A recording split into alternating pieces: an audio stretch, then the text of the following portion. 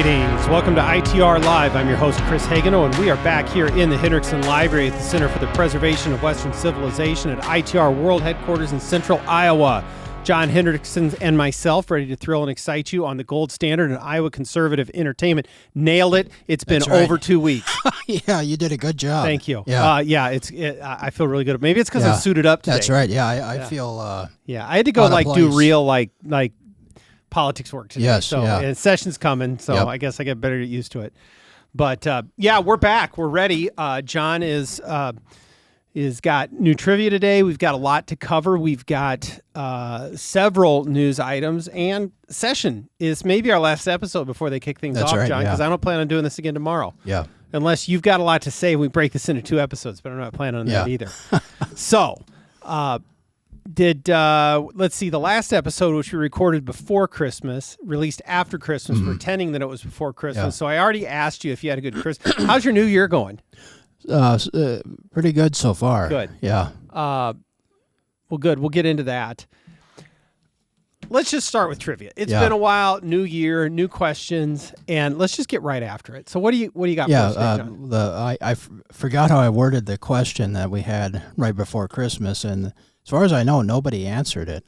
I don't remember that anyone did. Yeah. So people must have been too busy. But anyways, we were asking the question of the name of Ralphie's school from the movie A Christmas Story, and that's right. He attended the Warren G. Harding school. I probably could have guessed that. All right. Yep. Which was actually a real school. Yeah. That the author of the book that the film is based on.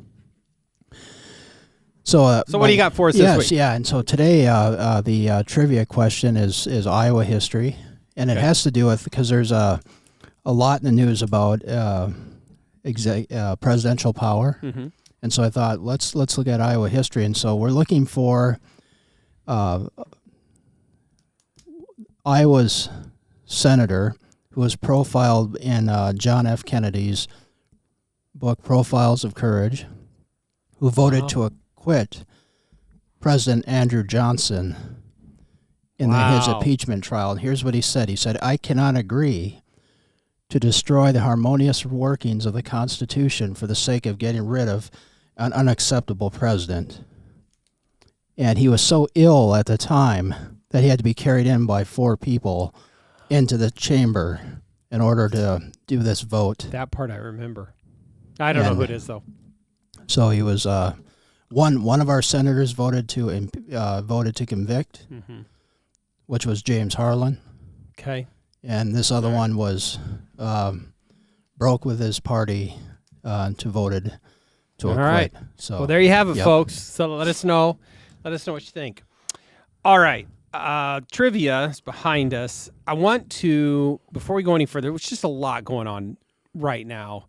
And I almost had trouble picking out what we're going to talk about. But session is right around the corner, John. And we've talked about it so much that I almost don't know that there is a lot else that needs to be said about the issues. Clearly, property taxes is going to be front and center this year. There's some other issues. Clearly, the pipeline issue. I think there's some other stuff going in there too. But the one that seems to be popping up in the media most is the issue of property taxes.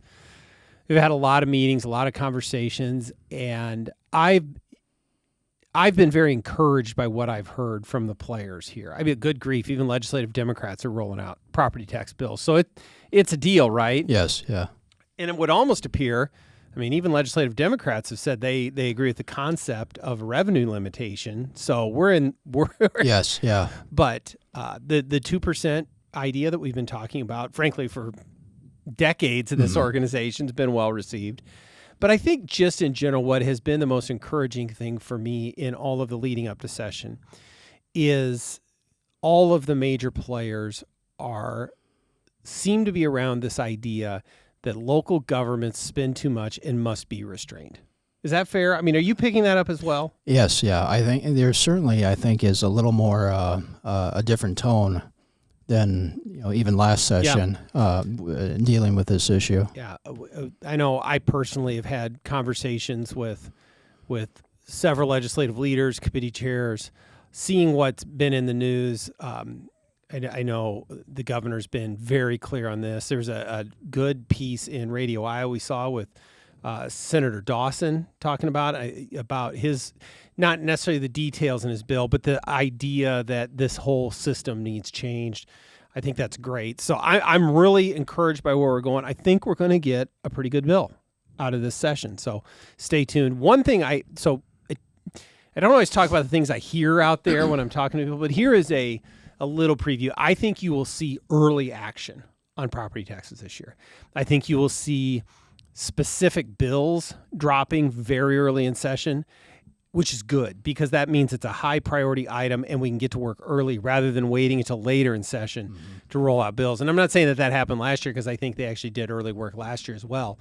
But it's always a good sign when you see a lot of people dropping bills early, especially in tax front, because sometimes those linger until later in session. Anything else on session coming up, property taxes, anything you've seen that? No, I think that's a good summary. Yeah. It's Governor Reynolds last year, and she's got a lot that she wants to try and accomplish. And I love it because, we're fans of the governor. Her legacy, though, she doesn't need one more win to cement her legacy as just on the Mount Rushmore of Iowa governors, right? There's an article that, can I do some self-promoting?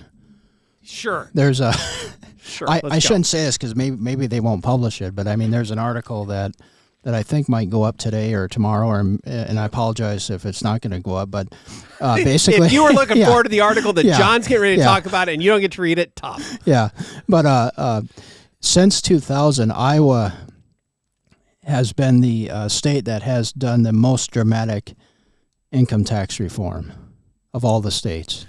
And we don't get credit for that. Did you see this piece? I know I was making the rounds on social media about the 50 state map and the look at which states have come the farthest, and Iowa stands out. Yes, this is the one. Yeah. No, it's based off of that. Yep. Frankly, I had this conversation with the governor recently. She's pretty excited about that. But that's my point, John. That is her legacy, and it is intact. Yeah. Regardless of what she gets out of this session. That's not to say she shouldn't go for it, but my point is. Yeah, we're going to miss her when she's gone. No question. This has been the most significant governor for tax reform in Iowa history. Yeah. So just because we're here right now, I don't know if you saw this article, John, and speaking of the governor in the last session, she announced her nuclear energy task force. Did you see this? I saw the article, but I did not read it. I'm looking at an article in Iowa Capital Dispatch, our Iowa State's newsroom affiliate.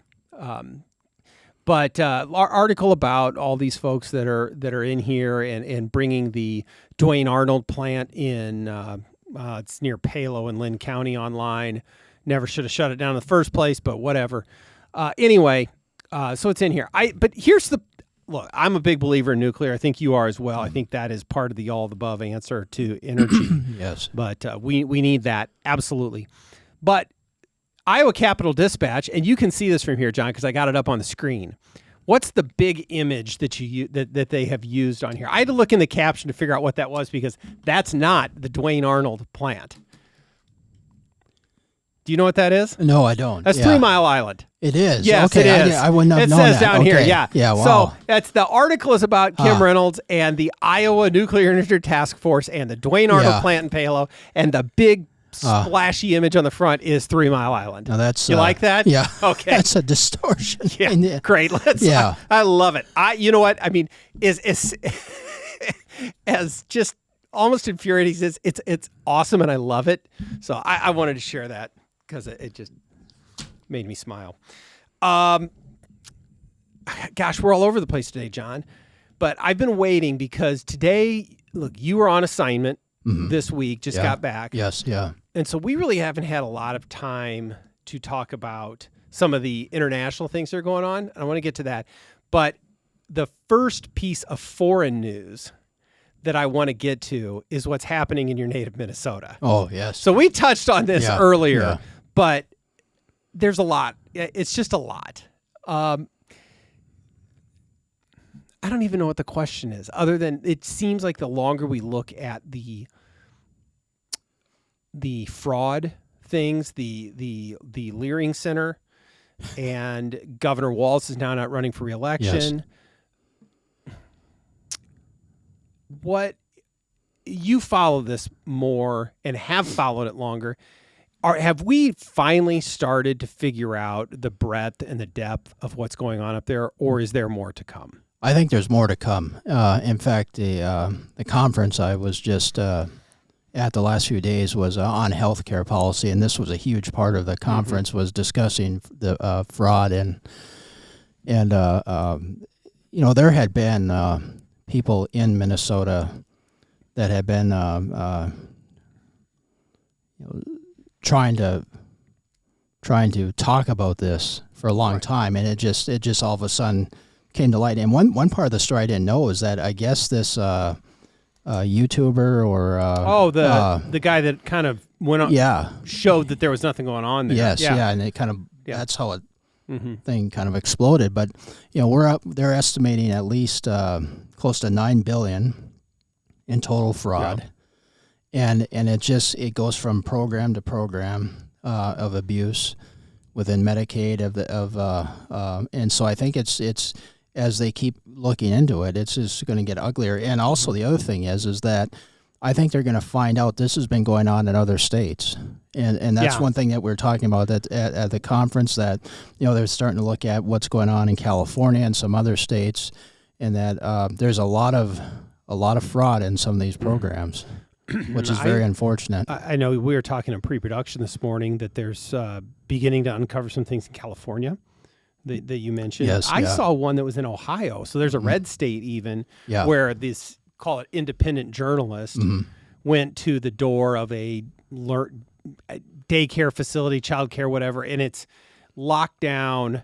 It looks like a jail, like the entrance to a jail. There's nothing going on there, and yet this is the Somali Center for something or something, right? It really looks bad. And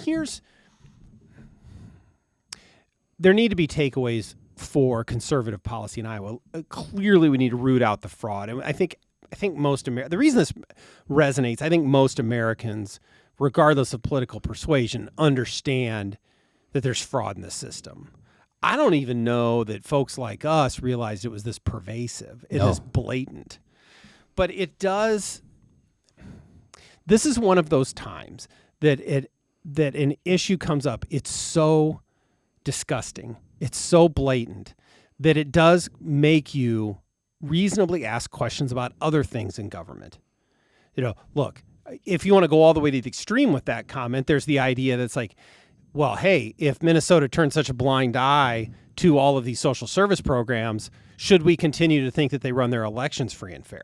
That's one thing. Yes, yeah. But it goes back to so many other things that we began to question our government, question the so-called experts. We learned that going through COVID. Yep, exactly. And here's another one where we have been told our whole lives, don't question that. That those dollars are going to help people. Why are you being a bigot for questioning whether or not these Somali childcare centers are legit? Well, the average American is finally on to that game, and they're not listening to that anymore. Is that, there's real problems, and it's okay for us to ask these questions, and we're sick and tired of it because those are our tax dollars.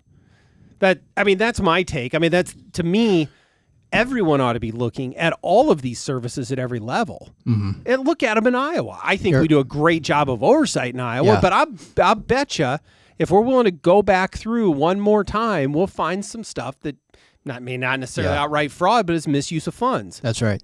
Well, and I think this is one good thing where you saw I think it was a couple sessions ago where the legislature started to do more tightening up on oversight on some of these programs. Oh, and the howling and the wailing from the other side. You're going to kill my loved ones because you want oversight on these handouts. Yeah, and this is, I think one thing, one outcome out of this is now people are going to finally, hopefully not going to believe this. Because remember when Senator Ernst said, what was that during her town hall? Remember she famously said, we're all going to die or something. And she's absolutely correct about. Yeah, and you had all the Democrats they're running ads about what was it, Medicaid? Yeah. Yeah, Medicaid, and Right. people are saying, and this is utter nonsense. Right. And what they're showing here and with this is there's so much federal money involved in these programs. We talk about Social Security, the problems in that with the large unfunded liabilities there, but it's nothing compared to what's going on in Medicare and Medicaid and the enormous unfunded balances there.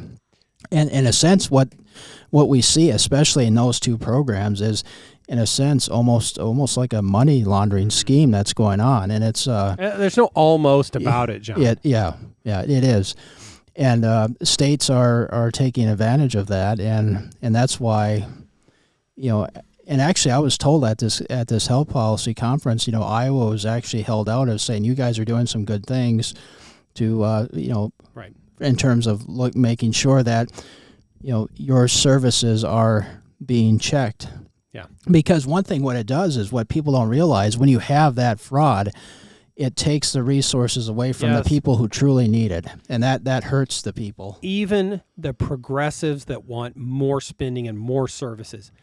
And in fact, at some level, maybe they should be as much or more outraged. That's right. Because when those dollars, okay, that's just less for legitimate services. Or money that's being taken, whichever way you want to look at it. Why can't we all be frustrated? Mm-hmm. Why does the left have to reflexively defend the program? They should have been the first ones to run Tim Walz out of town. Yeah. Which ultimately happened probably when it came from the Nationals, when they finally realized, hey, this isn't just about whether or not you can get reelected. You're making all of us look bad. You think Gavin Newsom wants the story to be all about Minnesota fraud over and over and over as he's putting together a presidential bid? Yeah. I maintain that the American public, there is an awakening right now, and the left is going to, because they control the strings in the traditional media and how these stories are covered. But I think the average American is starting to just really understand that this isn't left versus right. This isn't Republican versus Democrat. This is a corrupt system against the taxpayers. Absolutely. Is what we're talking about here. And everyone should be upset about this. Yeah. So there's more to come. Yeah. And look, another ancillary thing. I hope that we can press pause on throwing money at childcare for a while. Yeah.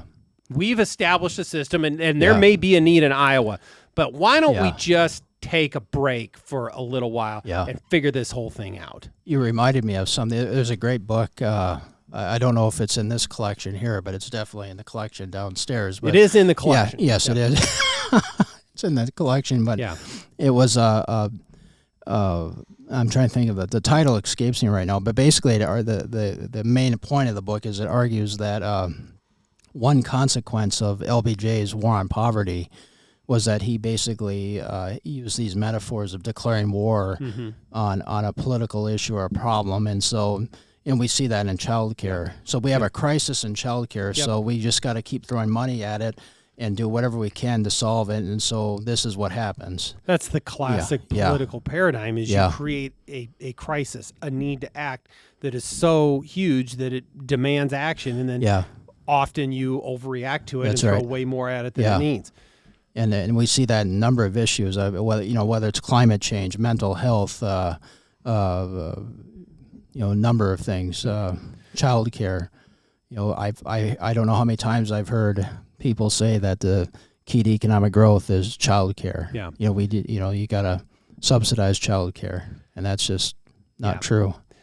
Well, certainly I believe this will be a recurring theme through the midterms.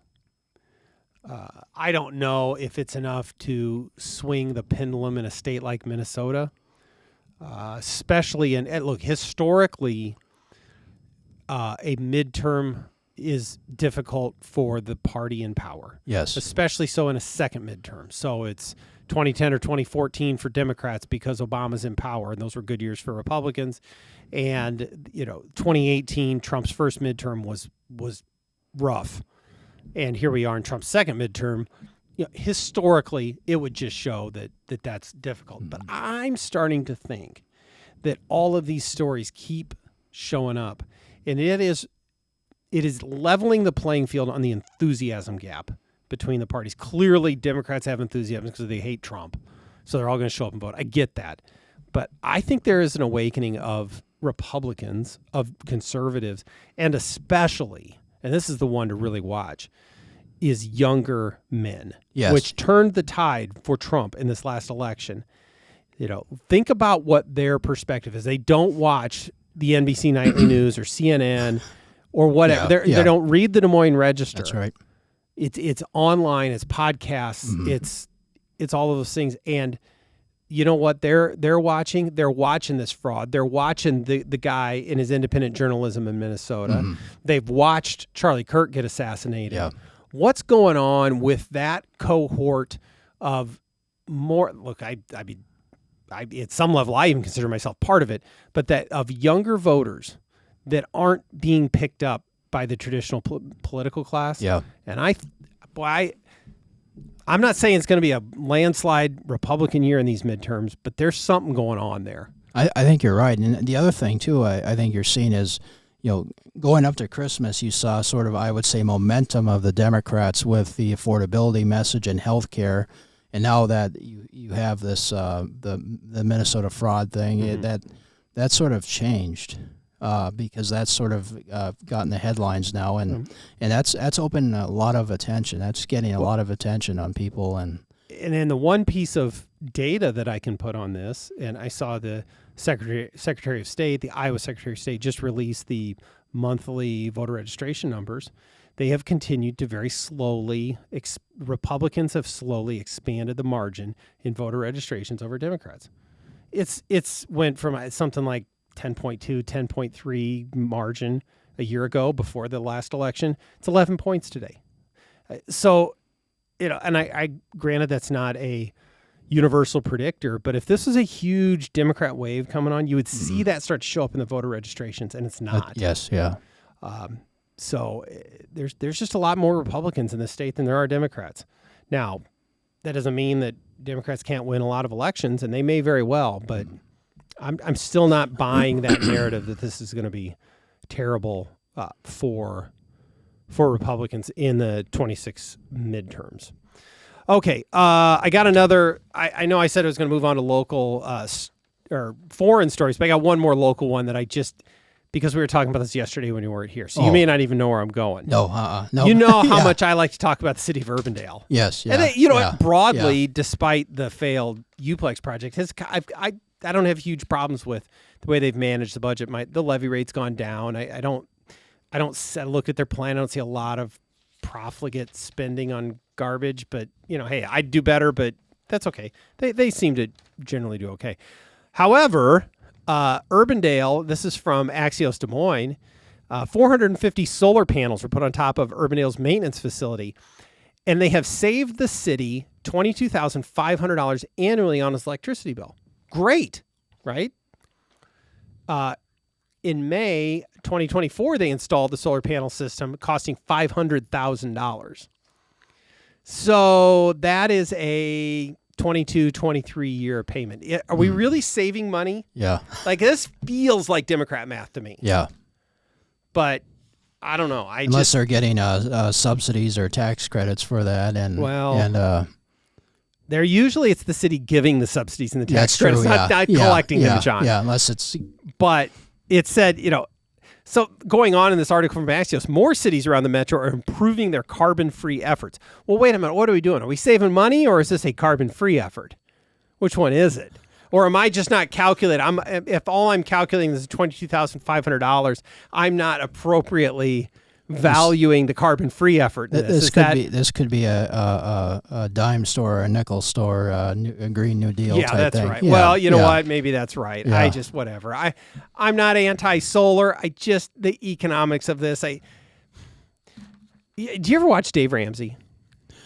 I used to listen to his radio sometimes show. You'll see someone on there, and they're so proud they made some. They're horribly in debt for their solar panel installation, and it's going to make them take like 50 years to pay these solar panels off. Are you still planning on owning this house then? It's the same thing. I live in Urbandale. I don't plan on living in Urbandale 22 years from now. So, am I Urbandale taxpaying resident saving anything? I suspect not.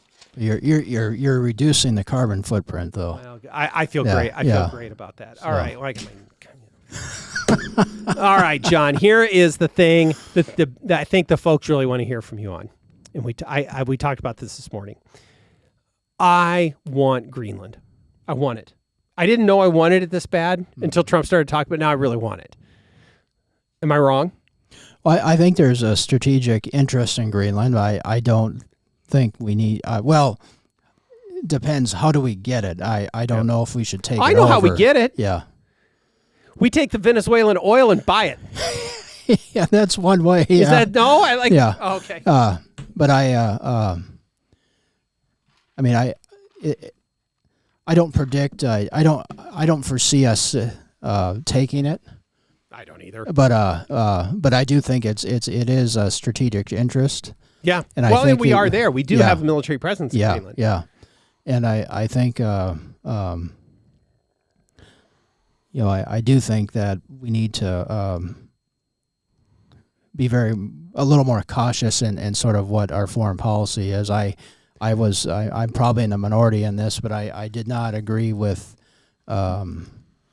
what was happening in with Venezuela. I think that was I don't think that for me that wasn't if we want to talk about what America First conservative foreign policy is, I think he's moving more towards a neoconservative Bush style foreign policy than I mean, it's not there yet, but I mean calling this a law enforcement. No, I don't think buy that. I don't buy that. But I mean, I think this is. I think there is clearly.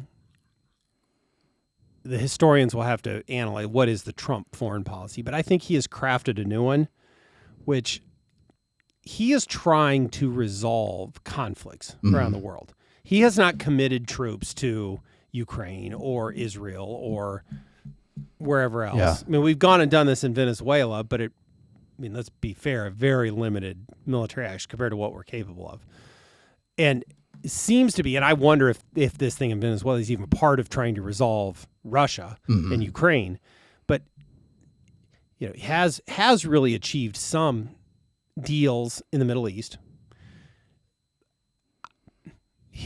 We've got 3 years to go in this term, but if you get regime change in Iran, you get a peace deal in Ukraine, you get some sort of stability in the Middle East, you get regime change in Venezuela, maybe there's another domino in Cuba. Like, it's possible that you could have a sweeping change in some of these problem areas around the country. That is possible.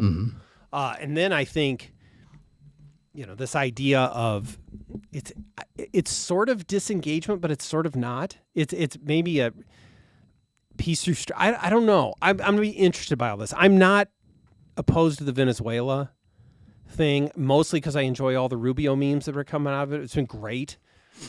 He had a great tweet today, by the way. He put it out on Twitter. I don't know if you saw this. He announced that he will not be a candidate for the Miami Dolphins head coaching vacancy. And then he's focused on, on it's like I thought it was great. I love Rubio. But anyway, it's interesting. I'm open to it because I can see where this leads to positive outcomes. And I don't know that I can define it. I see a limited engagement in Venezuela when they are directly pouring fentanyl and into our country, as opposed to having National Guards troops on the ground in Syria. To me, those are very different. Oh, absolutely, yeah, things. yeah. And I don't know that from a matter of defining a foreign policy, I can say it, but it's different. But I think the other thing too that I worry about is he's done this in Venezuela, and so if you're going to make that case from a drug perspective, then you still have to deal with Mexico. I agree. Colombia, and then also he always said that the fentanyl was being driven by China. Yeah.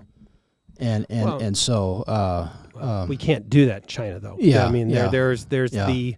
And the other thing, cool kids club of countries that you don't get to go invade, and China's one of them. And I worry that one of these times, and I hope I'm wrong, is that we are setting up a bunch of tripwires that we might be getting ourselves into too much. It's possible, yeah. And and I know there's freedom movements going around, but I don't think the protests in Iran. I don't think it's going to be that easy to put up a democracy in Iran. No. And I not sure that that's even the goal, is it? Well, I mean, if you look at someone like Pompeo, and he had an article in the New York. I mean, of course, from the neocon perspective, that's their wishful thinking is. No, it's not spreading the gospel of democracy to the Muslim world. That's not what we're doing here. Yeah. But it's just you're hopeful for a different brand of I don't know. I'd settle for the Shah. I mean, so anyway, but I don't know. I'm just sort of surprised because this to me just seems like a counter from what he ran on. Oh, it's a shift. Yeah. There's no question. I mean, the old people at Weekly Standard should be throwing parties right now. I mean, I'm sure they're celebrating Donald Trump right now. No doubt about it. All right, John. That's all good stuff. We're going to have, I think, the need to get on the podcast a little more often. Session starts. There's a lot more to talk about. What we haven't talked about at all today is the gubernatorial race. Yeah. Fundraising reports are coming out. I was going to, I went to Hy-Vee for lunch today, and there was a gentleman was stopping people, and he had a petition collecting signatures for some Democrat who wanted to run for governor, and I can't remember the name. There's the from West Des Moines. Oh, that's who it was. Okay. It's not Julie Stauch, is it? No, I think it was a... Is there another one? Yeah, I think it was a man's name, but I don't remember who. Okay. There is. I mean, there is an opponent there, but it's going to be Rob Sand. He has muscled everyone out of that race, but it's happening, and I guess the Hy-Vee grocery store is a good place to get signatures as any. But you're seeing, we will find out, and then maybe we'll leave it at this. What the money says, and I know we got a lot of listeners that don't want to hear it. Money matters a lot in winning elections, and so when we get these, they are due on January 20th. So by the end of the day on January 20th, everyone will have filed, and we will see who's got what money. I suspect that some of the statewides file early if they've got it all, or make it an announcement of what they have. So we will really watch that and who's in a position. I think you'll see the governor's race, maybe not in terms of how many are in it, but I think you'll see that boil down to, maybe 3-ish sort of candidates that are really in the mix after you see how much money they've raised. It is a real litmus test on can they compete for a victory. So we'll see. But that's something that we definitely have to watch. And legislative races, we're going to be on retirement watch. It always happens this time of year, which legislators are not running, which are running again, who's going to be into those spots. There's a lot politically that's going to start percolating. Yes, and also the race for the Iowa congressional seats. Yep, And, I think you could make the argument that 3 of the 4 of them are going to be competitive this year. Yeah. And primaries and all of that business. So I thought it was interesting where they, I think it was either after or before Christmas, where the Speaker of the House was elevating Representative Miller Meeks on the health care issue. Yeah. I mean, you just know that race is competitive. Yeah. So there's no question. All right. Well, we'll go through that again in future episodes. You have that to look forward to, and a lot more about the legislative session. I know next time around we can start to unpack some of these property tax proposals and get in a little more depth on those. But we don't have the actual language yet. Yeah, and there's one thing I know we don't have time, but I just thought of this now, and I should have brought it up. But there was a article in the Register I wanted to respond to. Okay. Because I thought it was a little off base, but we can save that for next time. You should save that. There's always space to respond to the Des Moines Register. Yeah. So, but good. All right. Well, it's good to be back. Be back going live in studio. And we will endeavor to bring you good quality content just a little bit more often than we have over the holiday season. So, all right. Thanks again for joining us. Don't forget to like and subscribe. Don't forget to tell your friends. With that, we will see you next time on ITR Live.